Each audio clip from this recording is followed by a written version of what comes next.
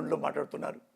అంటే లక్ష్మీ పార్వతిని చంద్రబాబు గారు అన్నారనో లేకపోతే అనిపించారనో బాధపడుతున్న పోసాని కృష్ణమురళి, అదే నారా భువనేశ్వరి ఎన్టీఆర్ కుమార్తెను ఉద్దేశించి అసెంబ్లీలోనూ బయట మీ పార్టీ నాయకులు స్వయంగా అప్పుడు పొజిషన్లో ఎమ్మెల్యేలుగా ఉన్న వ్యక్తులు అంత దారుణంగా కించపరిచేలా మాట్లాడితే ఎందుకు ఖండించలేదు అని సార్? భువనేశ్వరి గారిని చెబుతున్నా అశోక్, భువనేశ్వరి గారిని అంటే దగ్గుపాటి గారు వెళ్ళాలని ఎవరు ఏమన్నా తప్పు, పెద్ద పెద్ద తప్పు, నేను బాగా బాగా ఖండిస్తున్నా. అన్యాయంగా అకారణంగా ఆమెను ఒక ముక్క మాటన్నా సరే ఆ మేడంని, అది చాలా దుర్మార్గం. నేను చెప్తున్నా ఎవడైనా సరే. దగ్గుపాటి గారు వెళ్ళాలి కాదు, చంద్రబాబు నాయుడు గారి భార్య గురించి మనం మాట్లాడేది. మీరు పురంధేశ్వరి గారిని అనుకుంటున్నట్టున్నారు. నేను ఇక్కడే ఉంటా. ఒక క్లిప్పింగ్ చూపించండి, అది ఒక క్లిప్పింగ్ చూపించండి. నారా లోకేష్ దొంతి మాధవరెడ్డి కాదండి, నారా లోకేష్లో దొంతి మాధవరెడ్డి పోలికలు ఉన్నాయి అని మీ ఎమ్మెల్యే అనలేదా? మీకు మద్దతు ఇచ్చిన ఎమ్మెల్యే అనలేదా? అసెంబ్లీలో దొంతి మాధవరెడ్డి గురించి కూడా మనం మాట్లాడుకుందామని ఇంకో ఎమ్మెల్యే అనలేదా?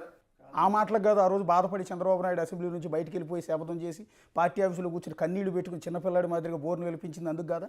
నాన్న నువ్వు ఎట్ట చెప్తున్నావు అంటే నీదే క్వశ్చను నీదే ఆన్సర్ లాగా ఉంది. ఇప్పుడు నేను ఒకటి అడిగా, ఆ అసెంబ్లీలో మొత్తం క్లిప్పింగ్ చూస్తే మీరు చెప్పిన మాటలు ఏది, ఆ పేరెత్తి దానికి ఏంటో సమాధానం చెప్పండి అని వాయిస్ నాకు ఏర్పడితే ఈరోజే జగన్ అనే వ్యక్తిని పర్మనెంట్గా మర్చిపోతా. అతన్ని వాళ్ళ అమ్మని తిడితే, మా అమ్మని తిట్టారన్నాడు కదా, వాళ్ళ అమ్మ నిజంగా అంటే అప్పటికే ఆ పిల్లలు నాకు గౌరవమే, ఎందుకంటే నన్ను రమ్మని పిలిచాడు కాబట్టి నా మీద నమ్మకం అభిమానంతో. నిజంగా ఒక చూడు ఒక గమ్మత్తైన విషయం ఏంటంటే ఆయనేమో మా అమ్మని తిట్టాడు అసెంబ్లీలో అని బాధపడుతున్నాడు. అదే పవన్ కళ్యాణ్ మా అమ్మని నారా లోహిత్ తిడుతున్నాడు అని ఆయన బాధపడుతున్నాడు. ఎవరిని తిట్టినట్టు మన దగ్గర ఆన్సర్ లేవు. అయినా నీకు ఆన్సర్ చెప్తా. నిజంగా లోకేష్ బాబు గారి అమ్మగారు రామారావు గారి కూతురు ఇల్లాలు పాదాభివందనం. ఆమెను గనక ఇలా అన్నారు అని ఒక్క అసెంబ్లీలో ఎంతగైనా నాకు వినిపించు, ఈరోజు నుంచి వైసీపీ అనేదాన్ని నేను మర్చిపోతా. ఇంకొకసారి వైసీపీ పేరెత్తిన జగన్ పేరెత్తిన ఫూ నా కొడకాలండి, ఫూ నా కొడక.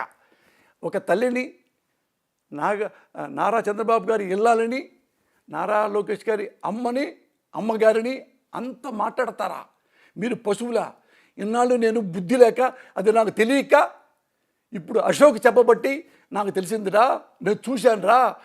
ఇక మీ పార్టీ వద్దు, మీ నాయకుడు వద్దని నేనే ఒక కొబ్బరికాయ కట్టుకొని చాలా సంతోషం జగన్ గారు, ఇక మీ పేరే నేను ఎత్తనయ్యా, దండం పెడతా అని నేను నారా లోహిత్ నారా చంద్రబాబు నాయుడు గారి బొమ్మల్ని నా మెడలో కట్టుకొని నేను వెళ్ళిన ప్రతిసారి అమ్మా ఈయన మంచి నాయకుడు, దీని తర్వాత యువ నాయకుడు ఆ లోకేష్ బాబు, ఈయనకే ఓట్లేయండి, ఫర్దర్గా ఈయనకే ఓట్లేయండి, ఇతను కూడా పిల్లవాడు చాలా మంచివాడు, అమ్మను బాగా ప్రేమించేవాడు, అంటే ప్రతి తల్లిని ప్రేమిస్తాడు అని నేనన్నీ ప్రాపకాండా చేస్తా. వాళ్ళు వద్దన్నా సరే. ఇప్పుడు లైవ్లో బాగుండదు కానీ ఇంటర్వ్యూ అయిన తర్వాత 2 క్లిప్పులు మీకు చూపిస్తాను. అది నాకు అనవసరం, నాకు ఇక్కడే చూపించండి, తప్పలేదు. 2 క్లిప్పులు నేను చూపిస్తాను. యూట్యూబ్లోకి వెళ్ళి ఇప్పుడు వెతికినా వీడియోస్ దొరుకుతాయండి. సార్ నేను ఒక మాట చెప్తా, యూట్యూబ్లోకి అది కావాల్సింది అసెంబ్లీ ఉంది. అసెంబ్లీలో ఇప్పుడున్నారు ఎవరు? ముఖ్యమంత్రి గారు నారా గారే, మంత్రి ఎవరు? లోకేష్ బాబే. అక్కడ ఉన్న వాళ్ళు సెక్రటరీస్ వాళ్ళు సిబ్బంది ఉంటారు. అవి తీయండి, అవి మీరు చూపించండి. చూపించిన నిమిషమే ఇదే ప్రెస్, ఈ ఒక్క ప్రెస్ కాదు, మీ మీడియా కాదు, అన్ని తెలుగులో ఉన్న అన్ని, తెలుగు కాదు ఇంగ్లీష్లో కూడా, అన్ని ఇంగ్లీష్లో హిందీ మొత్తం 100 మంది ప్రెస్లు కూర్చోబెట్టి నేను చెయ్యి పట్టుకొని గుంజిళ్ళు తీసి ఇన్నాళ్ళు ఇంత దుర్మార్గంగా నేను వైసీపీకి సేవ చేస్తున్నానా అని మాట్లాడతా. ఇక లైఫ్లో నేను జగన్ గారి మాటే ఎత్తను అని ప్రమాణం చేస్తున్నాను మీ ముందు. సరే, ఓకే. పోసాని గారు ఒకసారి వద్దాం. మీరు కమ్మ సామాజిక వర్గం, సో ఇందాక మీరు కూడా అన్నారు చాలామంది మిమ్మల్ని మన క్యాస్ట్ వాళ్ళ పార్టీ కాబట్టి టీడీపీలోకి ఎందుకు రాకూడదు అని కొంతమంది ఆహ్వానించారు, లోకేష్ కూడా ఆహ్వానించారు. కానీ చాలామందికి ఉన్న డౌట్ ఏంటంటే ఎందుకు పోసాని కృష్ణమురళి నిజంగా టీడీపీలోకి వెళ్తే పోసాని కృష్ణమురళిని నెత్తిన వెతుకుంటారు. మీకున్న సబ్జెక్ట్కి, మీకున్న అనర్గళంగా మాట్లాడగలిగిన ఆ వ్యక్తిత్వానికి మిమ్మల్ని నెత్తిన పెట్టుకుంటారు. కానీ ఎందుకు వైఎస్ఆర్ కాంగ్రెస్ పార్టీలో, ఎందుకు రాజశేఖర రెడ్డి ఫ్యామిలీ అంటే, జగన్ గారు అంటే ఎందుకు అంత ప్రాణం మీకు?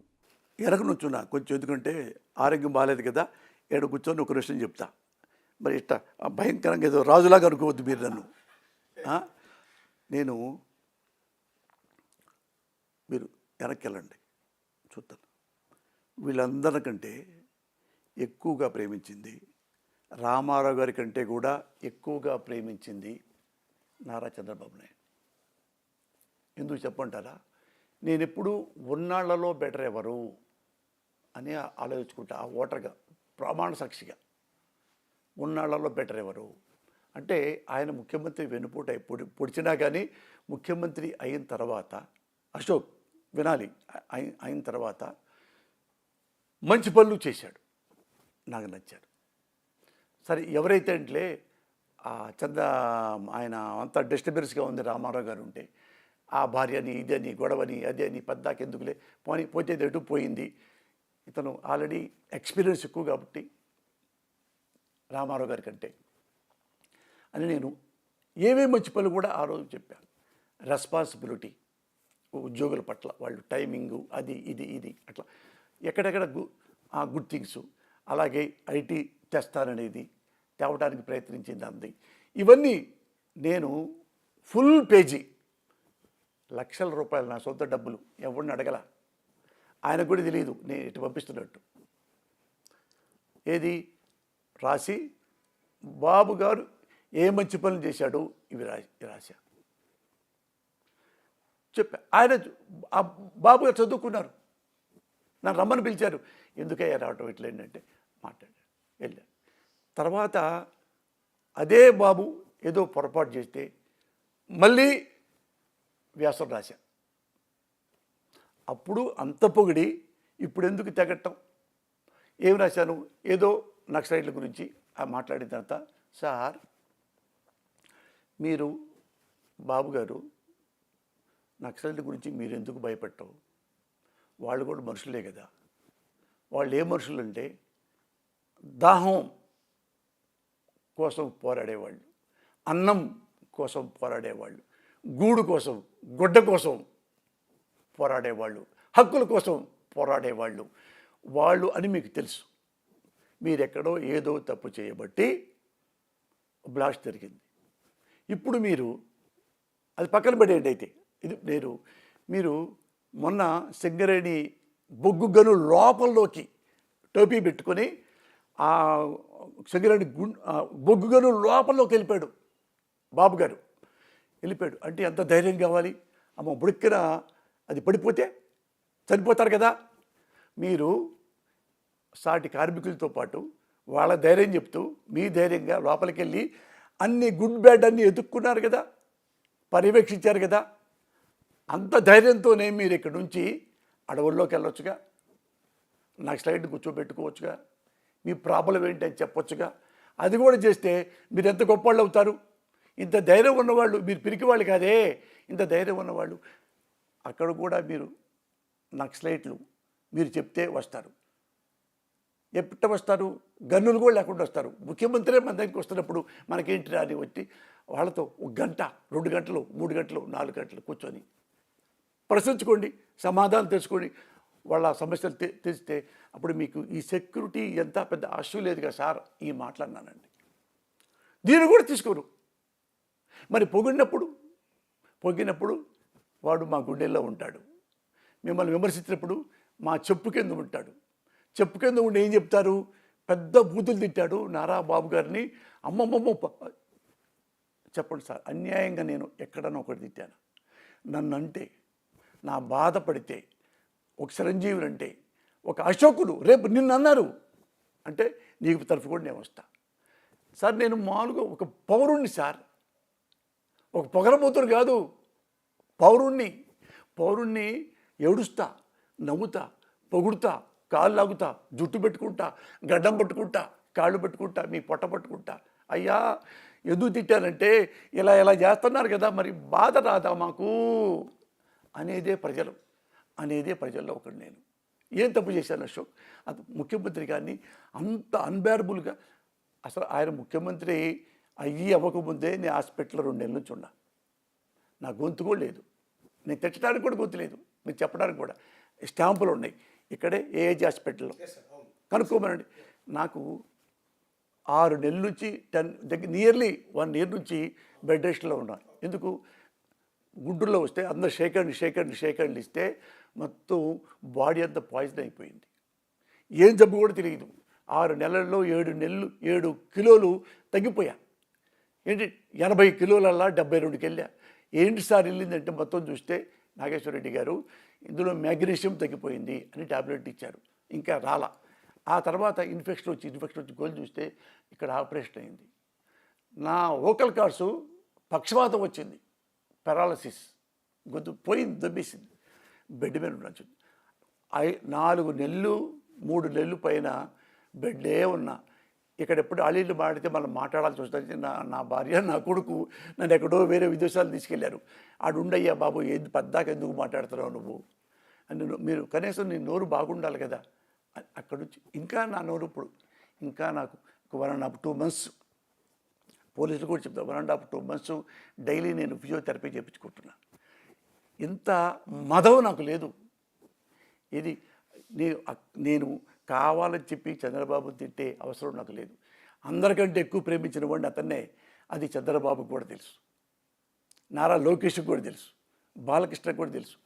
తప్పు పరిచయం చేశా, తప్పు విమర్శించా, దానికి ఇంత వెళ్ళిపోయి ఏపీ సిఐడి నా బతుక్కి ఆంధ్రప్రదేశ్ సిఐడి నేను దేశద్రోహిలాగా, ఇది చార్లెస్ శోభరాజ్ లాగా, పెయిడ్ కిల్లర్ లాగా. కమాన్, ఎందుకంటే నాకు ఎప్పటికైనా సరే నాకు దేశం అంటే ఇష్టం, చట్టం అన్నా ఇష్టం, న్యాయం అన్నా ఇష్టం, పోలీసు వాడన్నా ఇష్టం. నా దగ్గర ఎప్పుడో చాలామంది పోలీసులు ఉన్నారు అక్కడ ఉన్నప్పుడు. ఏ ఒక్క పోలీసులు అడగండి ఎట్లా ట్రీట్ చేశానో పోలీసుల్ని. ఇప్పుడు మీ ఏపీ పోలీసు మీరు కనుక్కోండి.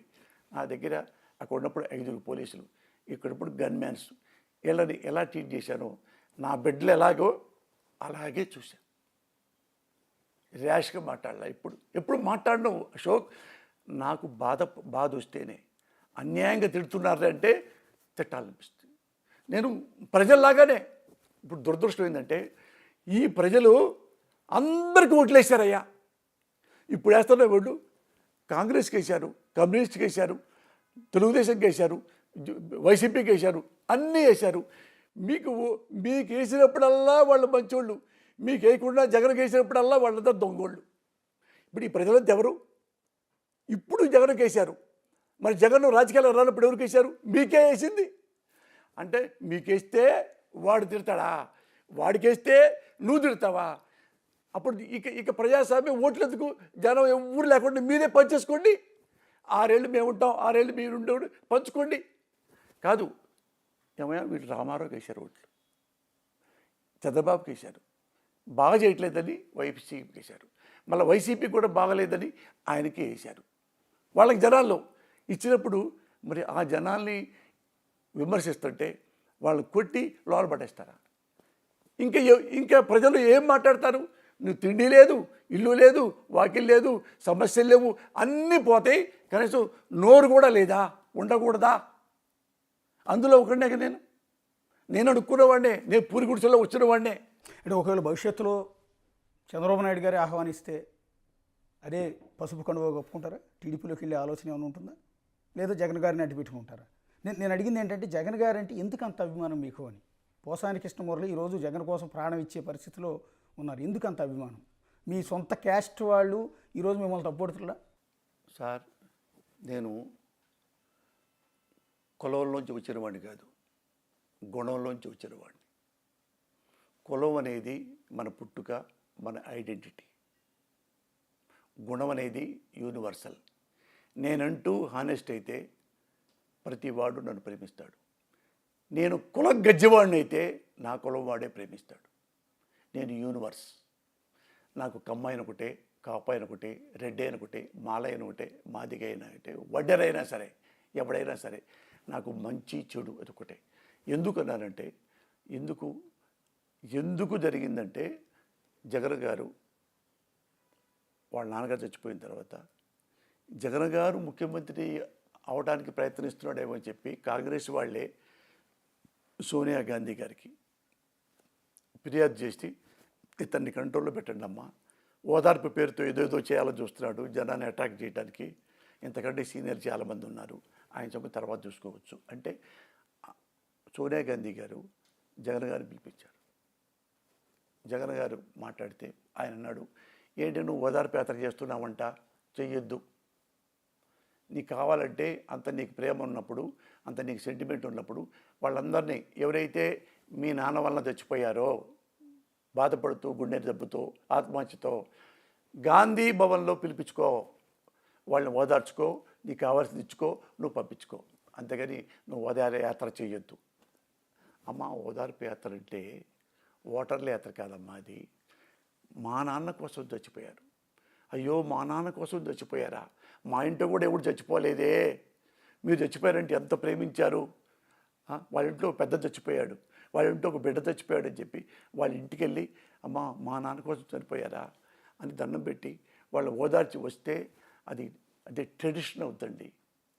అది లేకపోతే ఇక్కడ కూర్చుంటే అది ఒక రాజరికం లాగా అవుతుంది మేడం, అట్లా చేయకూడదు మేడం అంటే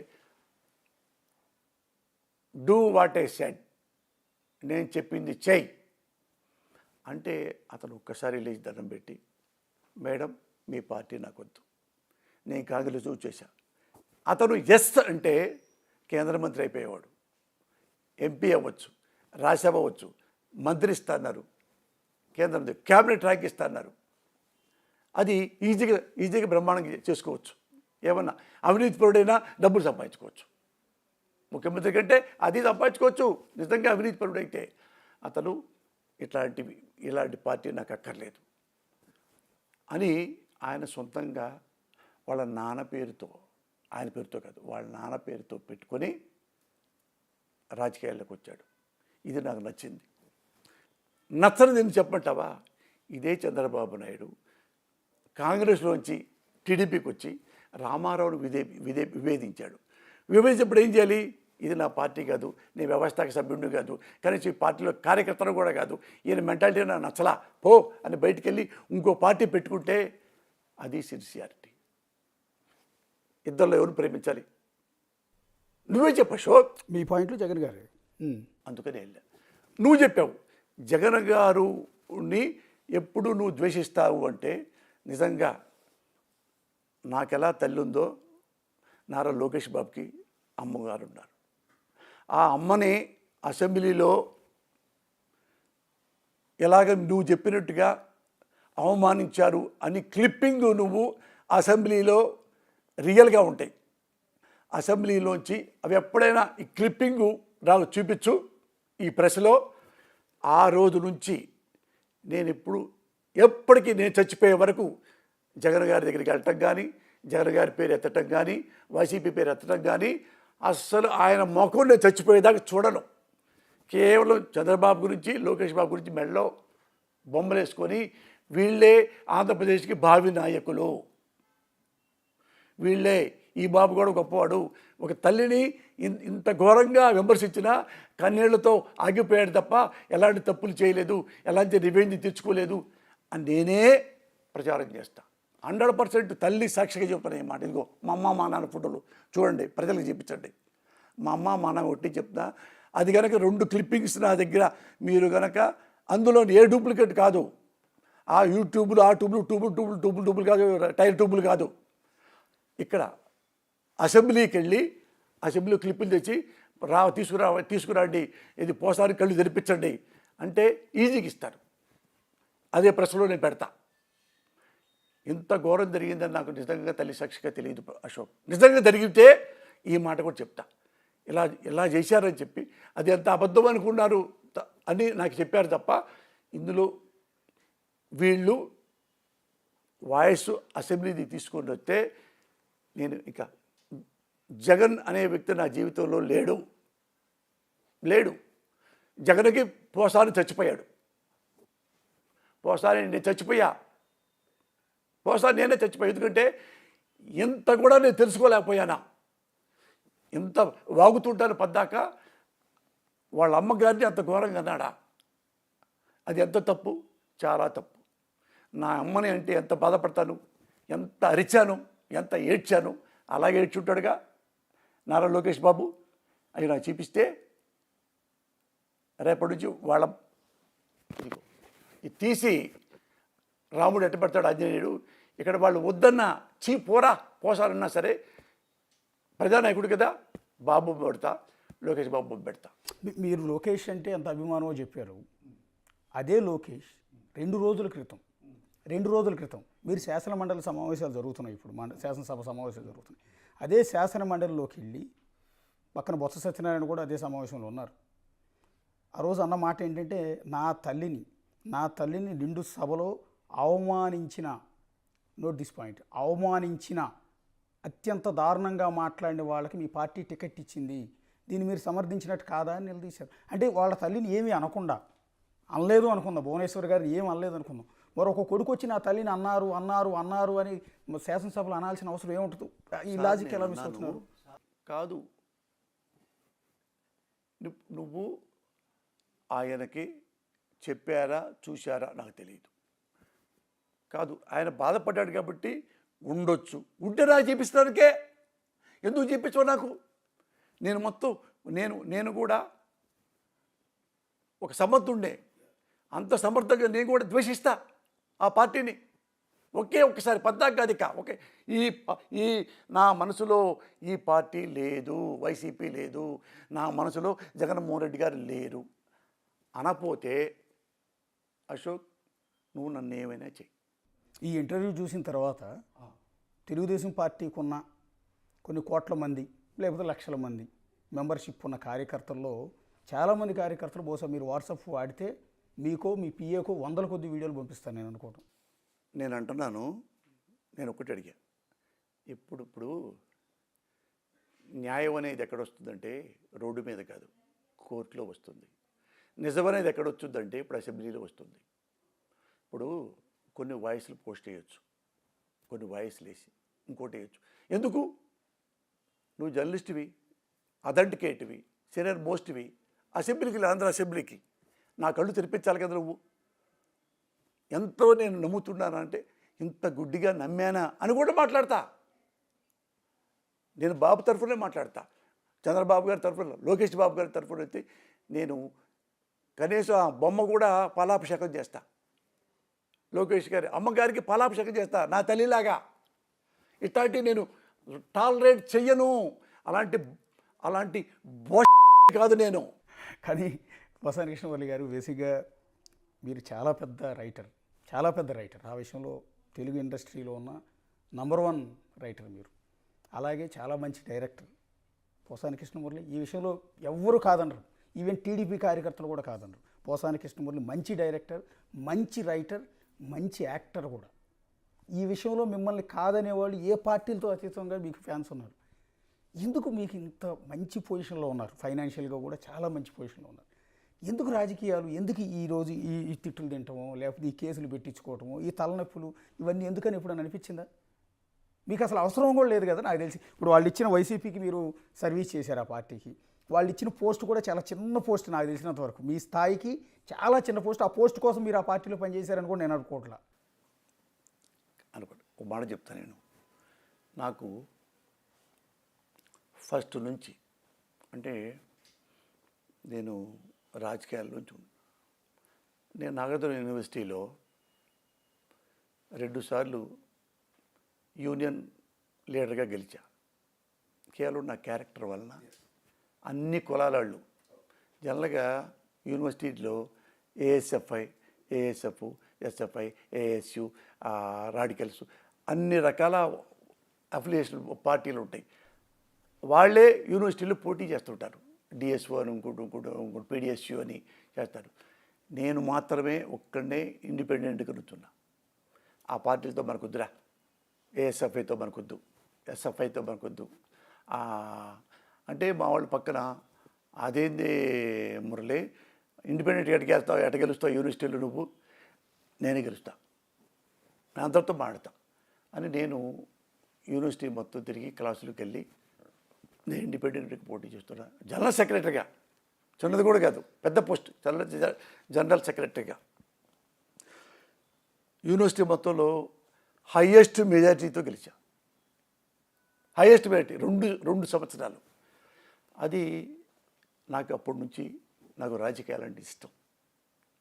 ఎందుకంటే చిన్నప్పుడు కూడా మా ఊళ్ళో ఈ పంచాయతీ ఎలక్షన్స్ కూడా నేనే పాల్గొనేవాడిని. మైకు నాకు నచ్చిన అతనికి మైకులో మాడేవాడిని నేనే. పండిత ప్రజండులారా, గ్రామ వాసులారా, నేను పోసాని కృష్ణమురళిని, నేను లేళ్ల సూరయ్య గారికి నేను సపోర్ట్ చేస్తున్నాను. అతను ఎంతో సమర్థుడు, మనం అతను సర్పంచ్గా చేస్తే అతను ప్రతి ఇంటికి వెళ్ళి మీ సమస్యలు తీరుస్తారు. అందుకని దయచేసి ఓట్ ఫర్ లేళ్ల సూరయ్య గారు. నేను చదువుతుంటే ఊళ్ళో వాళ్ళది విలేజ్ అంతా నవ్వుతుండేవాళ్ళు. ఏరా జింబో, నా జింబో అంటారు నన్ను. ఏరా జింబో, లేళ్ల సూరయ్య నుంచి డబ్బులు ఇచ్చాడా అన్నాడు. లేళ్ల సూరయ్య కొడుకున్న క్లాస్మేట్ శరత్ అని. ఆయన నవ్వుకుంటా అన్ని ఊళ్ళు తిరిగేవాడిని. అక్కడ మా ఊళ్ళో ఆ పాలెం, ఈ పాలెం, యాదవ పాలెం, ముస్లిం పాలెం, గౌళపాలెం ఈ నుండి మా పీర్ల పంజాని అన్నీ తిరుగుతూ ఉండేవాడు. అట్ట నుంచి నాకు అలవాటు ఇవి, నాకు అలవాటు. 83లో కూడా నాకు యాక్చువల్గా నేను ఎస్ అంటే నాకు రామారావు గారు పార్టీ ఇచ్చేవాడు, నాకు ఎమ్మెల్యే టికెట్ ఇచ్చేవాడు. ఎందుకంటే యూనివర్సిటీలో మొత్తం యూనివర్సిటీలో కమ్మోడు నేను జనరల్ సెక్రటరీగా అయ్యా. అది రామారావు గారు పెద్ద ఆయన అడిగాడు, మురళి టికెట్లు ఇస్తారు, మన స్టూడెంట్ లీడర్ కదా ఇస్తారు, వెళ్దామంటే అన్న నాకేం తెలియదు అన్న, నాకేం. ఎందుకంటే మా నాన్న అప్పటికి ఆత్మహత్య చేసుకున్నాడు. ప్యాకెట్ ఆడి డబ్బులన్నీ పోగొట్టు అయ్యో నా బిడ్డలకి ఏమి లేకుండా చేశానే అని బాధతో ఆత్మహత్య చేసుకున్నాడు. ఇంకేం ఎమ్మెల్యే, ఇంకేం రాజకీయాలు, అన్నం, చదువు, డబ్బులు లేవు. ఎక్కడ లేకపోతే ఏం చేయాలి మరి? నేను ఏ లంగా పనులు చేయలే. గుంటూరులో నాజ్ థియేటర్ ఉంది కదా, నాజ్ థియేటర్లో నేల టికెట్ ఉంది కదా, నేల టికెట్ క్లర్క్గా చేరి మార్నింగ్ షోకి, మ్యాట్నీకి, ఫస్ట్ షో, సెకండ్ షోకి ఆ టికెట్లు జిబ్బు ఆ డబ్బులు వస్తే ఆ డబ్బులు తీసుకొని బుక్స్కో, పెన్స్కో, చెప్పులకో, బట్టలకో తెలుకో అట్లా చదువుకొని వచ్చిన వాడిని. కానీ అప్పటి నుంచి ఇప్పటికి నాకు ఆ రాజకీయం అంటే నథింగ్ బట్ సర్వీస్ కదా. ఉన్నాళ్ళలో ఎవరు బెటర్ అయితే నేను అనుకునేవాడిని. కొన్ని చోట మద్రాసు ఉన్నప్పుడు కూడా ఇతరు వస్తే బాగుండు ఇట్లా అనుకునేవాడిని నేను. అది అంతే తప్ప నేను అన్నీ నేను అనుకుని కూడా అన్నీ జరిగినాయి. నాకు అనుకూలవతి కావాలి, సేమ్ భార్య వచ్చింది. నాకు పిల్లలు కావాలి, పిల్లలు వచ్చారు. నా కుటుంబం వీళ్ళందరికీ బాగా సమకూర్చాలి, అందరు సమకూర్చాలి. ఇక నేను చేయాల్సింది ఏమీ లేదు. లేకపోయినా కూడా నేను ఏమీ లేని రోజుల్లో కూడా, అశోక్ ఏమీ లేని రోజుల్లో కూడా నువ్వు అన్నట్టు అది ఉంది, ఇది ఉంది, అన్నీ ఉంది, మీకెందుకు, ఏమీ లేనప్పుడు కూడా ఆ మాట అనేవాడివి. నీకేమి లేదు, నీకెందుకే రాజకీయాలు? కొండలు కొట్టేవాడు, కర్షకుడు, దర్జీ, ఎవడైనా సరే ఓటర్ అన్నవాడు ప్రతివాడు రాజకీయాల్లో మాట్లాడే హక్కు ఉంది. హక్కు తీసుకోవాలి. ఎందుకంటే అది మన కోసం, డెమోక్రసీ మన కోసం, ప్రభుత్వం మన కోసం. మన కోసమే వాడిని ముఖ్యమంత్రి చేస్తాం, మన కోసమే వాడిని ఎమ్మెల్యేని, ఎంపీని చేస్తాం. చేయరా, మాకు బాగా సర్వీస్ చేయి. మేము కాకుండా ఇంకా ఏ ఓట్లతో అతను ముఖ్యమంత్రి అవుతాడు, ఎమ్మెల్యే అవుతాడు, ఎంపీ అవుతారు? అవరు కదన్నా. మరి దాని గురించే కన్నా నేను మాట్లాడతాను. ఇది ఈ మధ్య కొత్త శత్రువులు కూడా మొదలయ్యారు, మీరు అది గమనించారు లేదు? మీరు మొన్న రీసెంట్గా ప్రెస్ మీట్ పెట్టినప్పుడు టీటీడీ చైర్మన్గా బీఆర్ నాయుడు గారికి చంద్రబాబు నాయుడు గారు అవకాశం ఇస్తే దాన్ని కూడా తప్పు పట్టారు. బీఆర్ నాయుడు గారిని కూడా మీరు విమర్శించారు. ఎందుకు? విమర్శించలా చెప్తానండి. దాని మీద కూడా కేసులు పెడుతున్నారు. అదే నేను అంటుంది. కాదు, మీరు బీఆర్ నాయుడు గారు కావాలి అని కేసులు పెడుతున్నారు. బీఆర్ నాయుడు గారు కూడా కోర్టుకు తీసుకొస్తా, అడుగుతా. నాకు ఒంట్లో బాగాలేదండి, నాకు ఒంట్లో బాగాలేదు, రెస్ట్లో ఉన్నా. ఎప్పుడన్నా ఈ గెలిచిన తర్వాత 2 సార్లు నేను ప్రెస్ మీట్ పెట్టింది మామూలుగానే. వాడే నన్ను కెలికాడు. ఏది? అది ఉంది కదండి మన డింగ్ డాంగ్ ప్రోగ్రాము, ధర్మవరం గారు చనిపోయారు, మీరు చేస్తే బాగుంటుందంటే కమిట్ అయ్యా. అది డింగ్ డాంగ్ చేస్తున్నానని చెప్పి వాడే గంట పైగా నా మీద తిట్టుతూ ఘోరంగా తిడుతూ వాడెవడో శివ అంటే జర్నలిస్టు వాడెవడో సోషల్ మీడియా నుంచి ఎక్కడ తీసుకొచ్చాడంట పెట్టి నా మీద 1 అవర్ చేయాల్సిన అవసరం ఏంటండి? అది నాకు తెలిసిన తర్వాత ఈ మాట అన్నా. నేను అన్నో అశోక్ అన్యాయంగా అన్నాం. వాడు పిల్లిలాగా ఏమి తెలియనట్టు వాడు కూర్చొని అతను పోసాలి అతను పోసానికి బుద్ధి లేదు, సాక్షి వాళ్ళకి బుద్ధి లేదు, ఇలాంటి వాడిన మీకు డింగ్ డంగ్ పెడతారు. ధర్మవరం ఎంతో గొప్పవాడు, అదే బాగుండేది ఇతరుగా ఇస్తారు. నువ్వెవడివిరా? ఇదంతా టీవీ5లో నడిపారు. అవునన్నా, అది ఎంతో నాకు బాధేసింది. అరే ఇప్పుడు మీ గురించి ఏమొచ్చానరా నేను? ఎప్పుడో హాస్పిటల్లో ఉండి నేను నా ట్రీట్మెంట్ చేయించుకుంటా. ఇప్పుడు కూడా మేము మాట్లాడకూడదు, అనివార్యం మాట్లాడుతున్నా.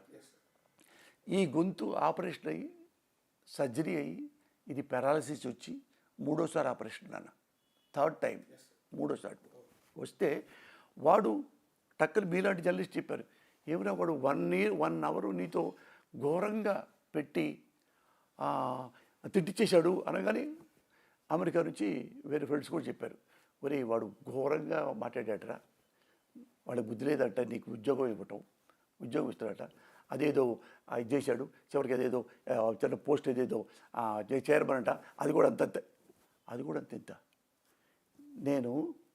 నేను ఎఫ్డిసి చైర్మన్ని, నేను చేయనన్నా. సీఎం గారు పిలిచారు.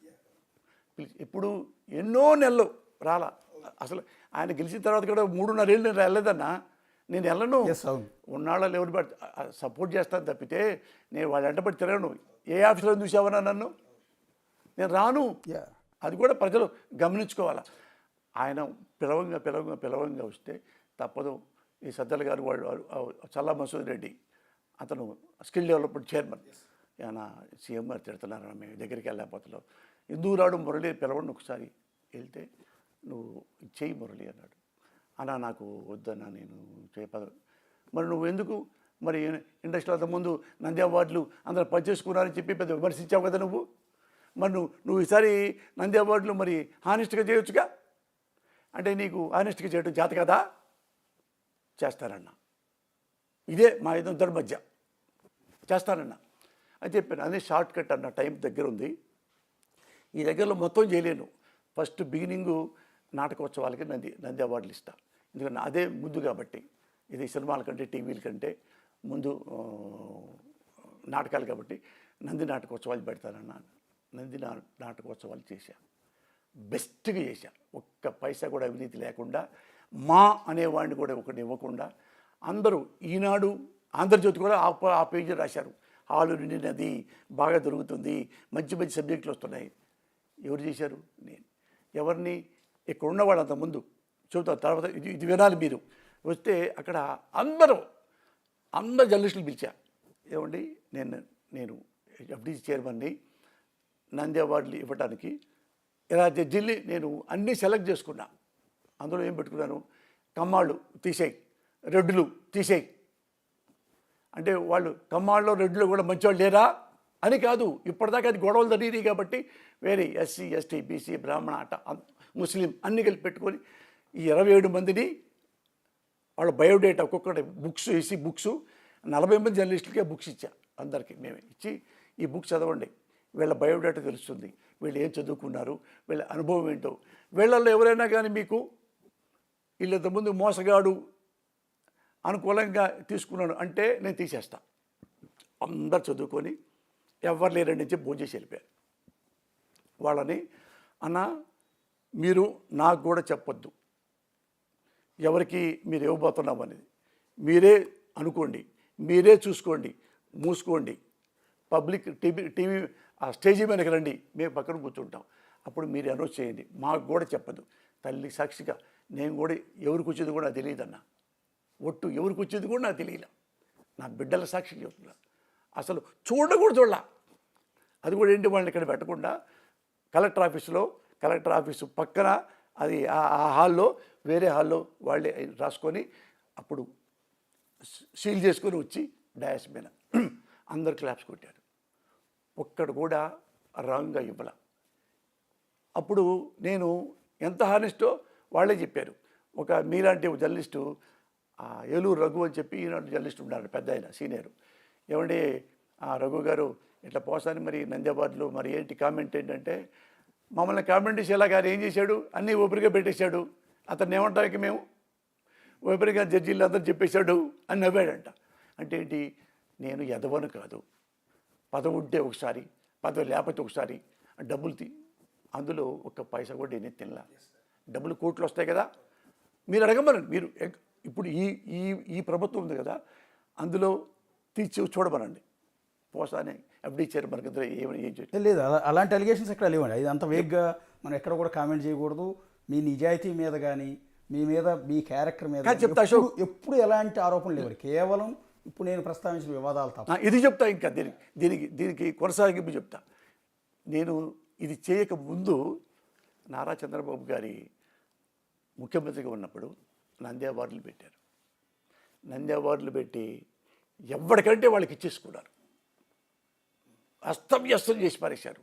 అప్పుడు ఎఫ్టీసీ చైర్మన్ ఎవరు, అంబికా కృష్ణ గారు, బాలకృష్ణ వీళ్ళంతా కలిపేసి మనకెవరు, మన వాళ్ళు ఎవరు, వీళ్ళెవరు, వాళ్ళెవరు, వీళ్ళు అందరూ ఎవరు, మేనేజర్లు కూడా, సినిమా ఇండస్ట్రీలు వాళ్ళు కూడా మీకు ఎన్ని కావాలన్నా, నాకు నేను కూడా మూడు ఇవ్వన్నా, నాకు ఈసారి 2 పైన 3 ఇవ్వండి అన్నా, 2 తీసుకోండి, ఇవాళ తర్వాత తీసుకుందాం మీద అయ్యి ఇట్లా పంచుకుంటే అవి పబ్లిక్లో వచ్చేది. ఏది అనౌన్స్ చేశారు, వీళ్ళకి ఇచ్చామని. వాళ్ళ కర్మగాలి నాకు కూడా నంది అవార్డు ఇచ్చారు. ఎందుకు ఇచ్చారు, అన్అవాయిడబుల్ టెంపర్లో కానిస్టేబుల్ మూర్తి క్యారెక్టర్కి ఉత్తమ క్యారెక్టర్ ఆర్టిస్ట్ ఇచ్చారు. నేను సంతోషపడ్డా, ఎందుకంటే అందరూ రాలేదు, అప్పుడన్నీ మోసం చేశారు, 10 రావాల్సింది నాకు ఈ పాటికి. ఇది రైటర్గా కూడా, డైరెక్టర్గా, ఆపరేషన్ దుర్యోధనకు కూడా ఏమి ఇవ్వలా ఇచ్చారు. అన్నీ ఎంక్వైరీ చేస్తే అన్నీ పంచుకున్నారట. ఒక జడ్జిని అడిగా, ఏమండి ఇది మీరు అంటే, అసలు నేను సినిమా కూడా చూడలేదండి, ఇలా సంతకం పెట్టమన్నారు, పెట్టాను. అప్పుడు ప్రెస్ మీట్ పెట్టి 40 మంది మీలాగా జర్నలిస్టులు వస్తే చూశారుగా, అప్పుడు ఇలాంటి అవార్డులు మాకు అక్కర్లేదండి, ముఖ్యమంత్రి గారు ఇఫ్ యు ఆర్ సిన్సియర్ ఈ దొంగ నంది అవార్డులు మీరు తీసేయండి, నేను కూడా అన్నీ ఇంతమందికి ఇస్తారా, నా నంది వద్దు, నాకు వద్దు అని వస్తే, జనరల్గా ఎవరన్నా చంద్రబాబు గారు ఎవడో అనేంత ఎప్పుడూ విమర్శిస్తుంటారులే అని చెప్పి పెడుతుంటారు, పట్టించుకోరు. నాలాంటి వాడు పట్టించుకుంటారు, గొట్టంగాడు, నేనేమన్నా కొట్టేవాడిని తిట్టేవాడినా. అందుకని తెలిస్తే అంత గొడవ అయిపోయింది రచ్చగా. అంటే ఎందుకు ఆయన సీఎం ఏంటి ఇది పద్దాక అని ఆఫీసర్స్ వాళ్ళు పిలుచుకొని, సంబంధించిన ఆఫీసర్స్ అని, ఏమంటే అది కరెక్ట్గా ఉందా చూడండి అంటే, వాళ్ళు లేదండి పొరపాటు జరిగింది, అన్వాంటెడ్గా తీసేసుకున్నారు వాళ్ళు, ఎవరికి వాళ్ళు అంటే ఫీల్ అయిపోయాడు చంద్రబాబు గారు. అంత చేశారని ఏవైతే ప్రకటించారో నంది అవార్డులు ఎప్పుడు ఇద్దామన్నారో క్యాన్సిల్ చేసేయమన్నాడు. నంది అవార్డులు క్యాన్సిల్ చేసింది బికాజ్ ఆఫ్ పోసాని కృష్ణమురళి. ముఖ్యమంత్రి గారు యూ హ్యావ్ టు అప్రిషియేట్ మీ. నారా లోకేష్ బాబు, నువ్వు నన్ను అభినందించాలి, పోసాని ఏదో అన్నాడని చెప్పేసి జైల్లో పెడతాం, కొట్టిస్తాం, తప్పిస్తాం కాదు. నేను ఇలాంటి వాడిని అని మీకు చెప్పా. నేను అన్యాయంగా అన్నం, ఆ కారణంగా అడగను.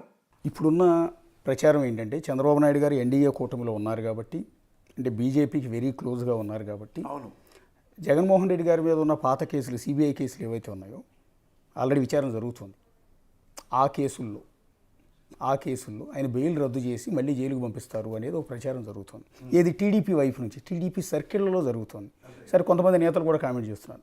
ఒక వైసీపీ నేతగా, జగన్ అభిమానించే వ్యక్తిగా, ఒకవేళ జగన్మోహన్ రెడ్డి జైలుకి వెళ్తే ఆ పార్టీ పరిస్థితి ఏంటి? వినాశకాలే విపరీత బుద్ధి అని ఒకటి ఉంటుంది.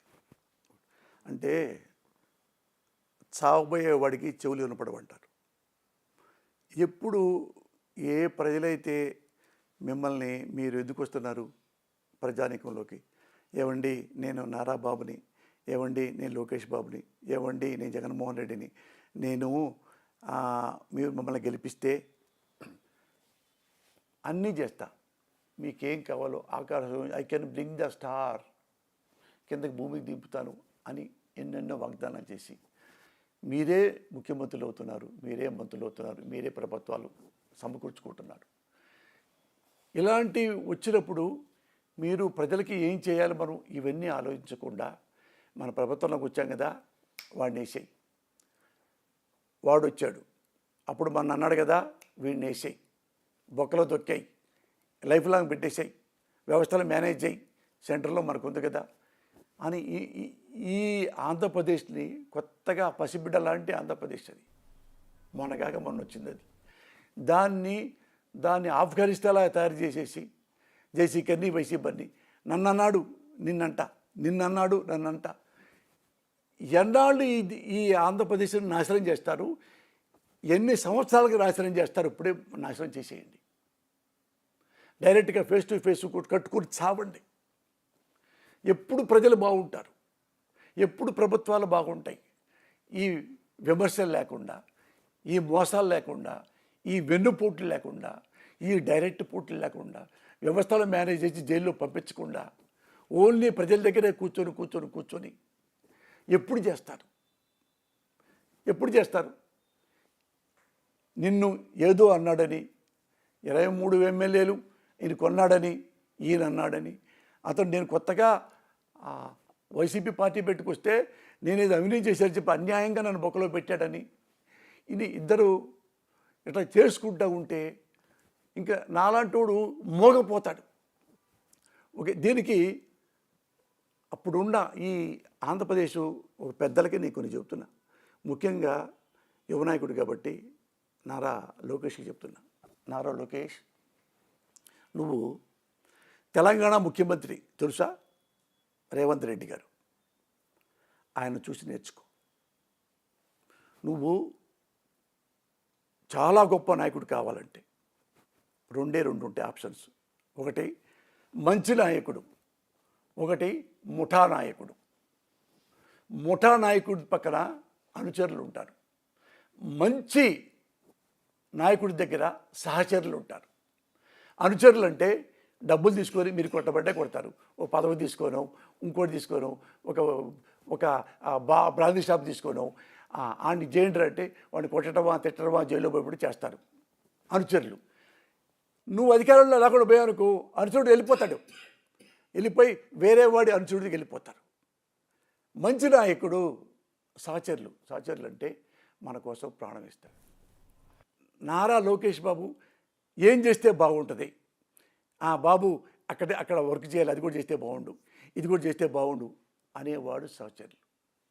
నువ్వు నీ దగ్గర సహచరులు ఉన్నారో అనుచరులు ఉన్నారో నువ్వే క్వశ్చన్ చేసుకో, నువ్వే ఆన్సర్ పెట్టుకో.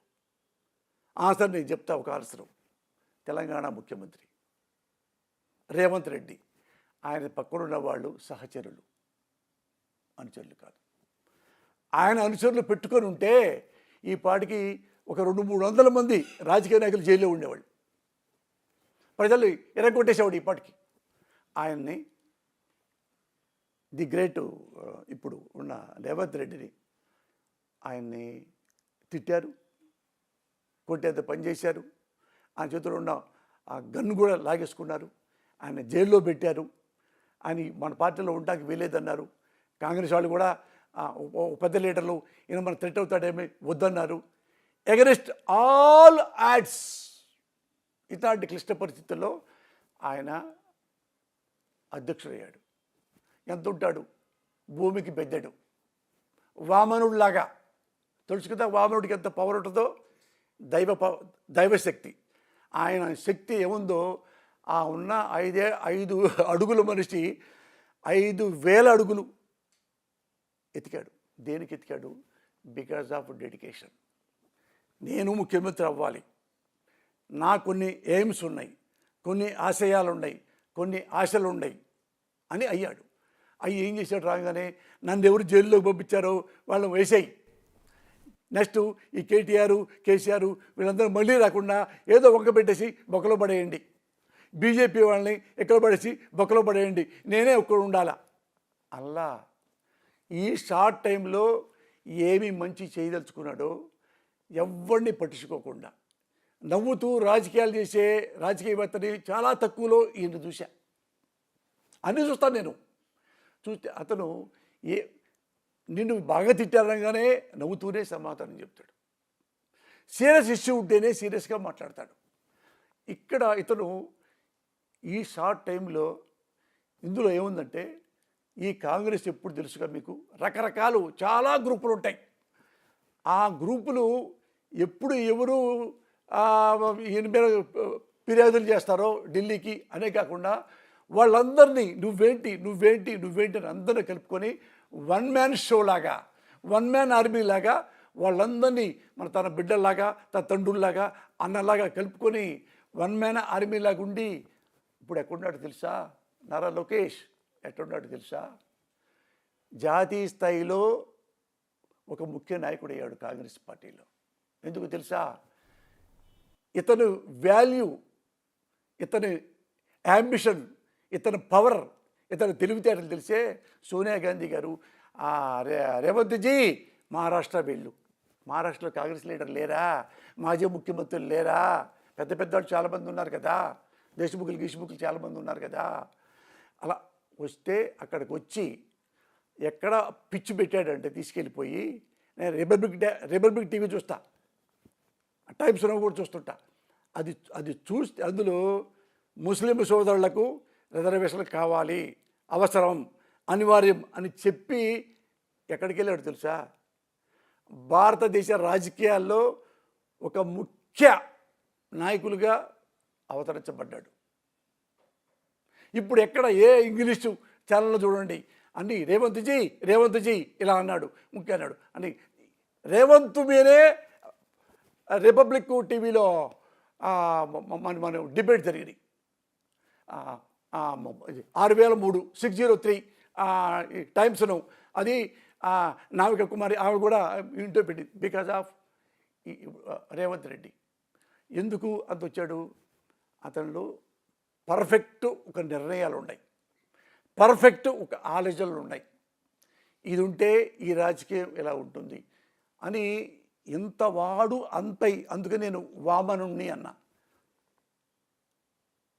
మీ నాన్నగారి శిష్యుడు, పర్లేదు ఒకళ్ళ దగ్గర నేర్చుకోవటం తప్పేం లేదు.